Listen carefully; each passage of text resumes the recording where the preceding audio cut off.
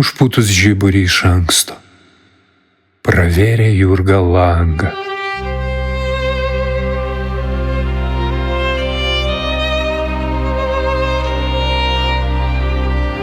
Oi, ir kam tie žmonės langus dangsto?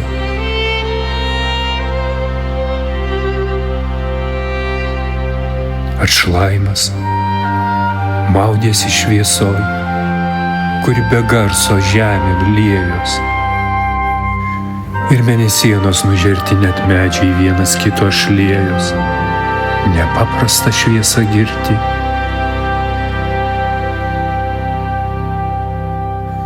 O ji tekėjo, sruvo, plaukė, tokia nežemiškai rami, kad Jurga išlėkė vien plaukė, kaip kitados po lietumi.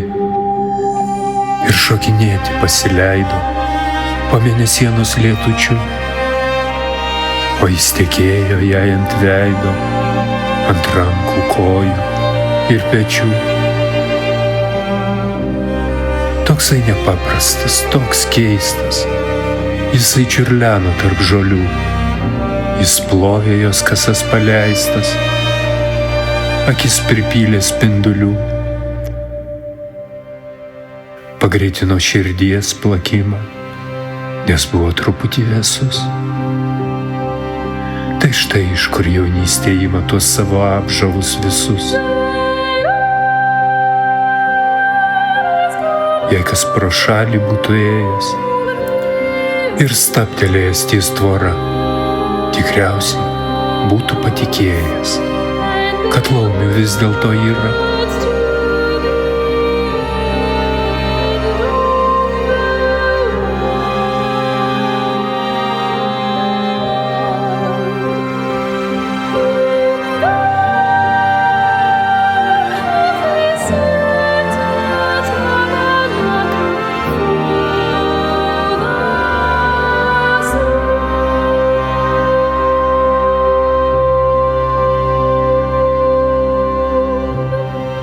Ir iš tikrųjų kaimo linkui artėjo ežiomis žmogus.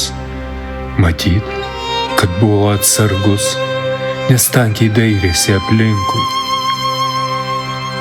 Kai prisiartino visai, iš džiaugsmo Jurga net suriko. Negali būt, jie apsiriko, nejau tai napalys, jisai. Ir Jurga mintimi atspėjo, iš kuris toks pavargęs ėjo. Pradžioj mergaitė širdyje tarytum apmaudas sukilo. Ak, tai jis šitaip myli ją, per naktį bastosi po šilą. O ji čia guodžiasi viena, bet sudraudė save. Gana. Juk mato grįžta sveikas, gyvas, nors truputėlį apmaudu. Ir Jurga pašaukė vardu, užmesdama. Toksai vėlyvas.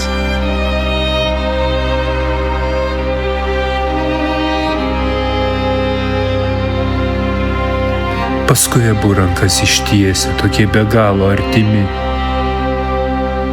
Per savo žemę ėjo dviese, po mėnesienos lietumi.